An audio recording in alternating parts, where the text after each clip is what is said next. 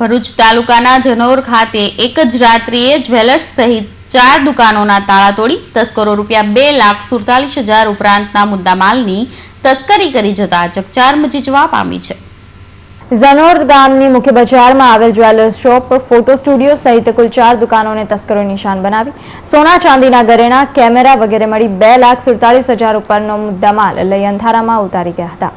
ત્રણના ગારામાં મારી બાજુમાં દુકાન ધરાવે છે દેવ અનાજ કરિયાણાવાળા, એમને ફોન આવ્યો કે ભાઈ આપણી દુકાન લૂંટ થઈ છે। એટલે હું બાજુના ગામમાં રહું છું, હું તાત્કાલિક 3:30 હું અહીંયા આવ્યો, 3:30 જેવું। એટલે પછી અહીંયા આવીને જોયું તો કે દુકાનના તાળા તૂટેલા છે। મેં મારી દુકાન ચેક કરી પણ અંદર કેમેરાને બધું હતું, કેશ કાઉન્ટરમાંથી થોડું હતું તે જતું રહ્યું છે અને પોલીસને જાણ કરી। પોલીસ અત્યારે 9:9 આવીને કાર્યવાહી કરે છે। કેટલા કેમેરા? મારે 2 ફોટોગ્રાફીના હતા અને 1 વિડીયોનો કેમેરો હતો, બીજા 2 કેમેરા છે પણ તે તો છે હાલ। કેટલા મુદ્દામાલ છે આશરે? લગભગ 3-1 લાખનો મુદ્દામાલ હતો। શું નામ તમારું? મારું નામ કમલેશ સિંહ રણજીતસિંહ રાજ, રિયા રીતિ ફોટો સ્ટુડિયો, જનોરમાં ચલું। ભારત પટેલ છે અને આ દુકાન મારી છે અને ઉપર રહું છું। હવે આજે 3 વાગે મને એ રીતના ખબર પડી, લોકોના ગામે મને જણાવ્યું કે મારી દુકાન તૂટી ગયેલી છે અને નીચે ઉતર્યો તો મેં જોયું કે મારી શરત અહીંયાથી મતલબ કે બેન હતો। હવે લોકો કઈ રીતના કર્યું મને ખબર નથી। અને બીજું કે મારી સાથે બીજા બનાવી બનેલા છે ગામમાં અને આ વસ્તુ વારંવાર ગામમાં થઈ રહેલું છે અને આપણે એવું ચાહીએ છીએ કે આ વસ્તુ અહીંયાથી અટકી જાય અને પોલીસને તકેદારી રાખવી જરૂરી છે। અને બીજું કે હોમગાર્ડવાળા 2:30 વાગે અહીંયા બેસેલા હતા અને અમે પૂછપરછ કરી તો એ લોકો જે બનાવ મતલબ કે 2:30 થી 3 વાગ્યામાં બનેલો તે વખતે અહીંયા એ લોકો હાજર ના હતા। અને પછી અમે પૂછવા ગયેલા ત્યાં પાસે એ લોકો આવી ગયેલા તરત પાછા, અને એ લોકોએ પણ ચોરી થયા પછી પણ અહીંયા આવવાની કોશિશ ના કરી કે ભાઈ શું થયું છે ગામમાં।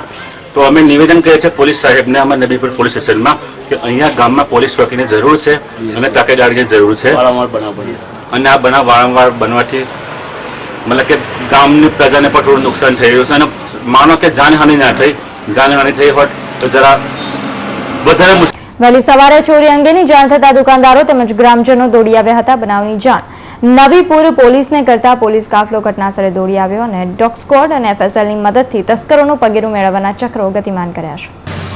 નવીપુર પોલીસ અને PSI DG પરમાર ગઈકાલ રાત્રે જે બનાવ બન્યો છે એ અનુસંધાને દેવીલાલ છે એ ફરિયાદી આપે છે અને એમની ફરિયાદ લેવાની કાર્યવાહી ચાલુ છે। દેવીલાલની આજુબાજુના દુકાનના બી તાળા તૂટ્યા છે, એમાંથી કોઈ વસ્તુ ગઈ નથી, પણ એક કેમેરો, આપણે ફોટોગ્રાફરની દુકાન છે, આ બાજુ મેડિકલ સ્ટોર છે અને બાજુમાં કપડાની એની દુકાન છે, ત્યાં એ લોકોએ તાળા તોડ્યા છે અને શું કહેવાય દેવીલાલની દુકાનમાંથી સોના ચાંદીના દાગીના અને રોકડ રકમ ગઈ છે। કાર્યવાહી ચાલુ છે। અંદાજિત ટોટલ કેટલી? છેલ્લે ફરિયાદ પૂરી થાય તો ખ્યાલ આવે હમણાં ટોટલ ના, એટલે ચાલુ જ છે કાર્યવાહી કરી।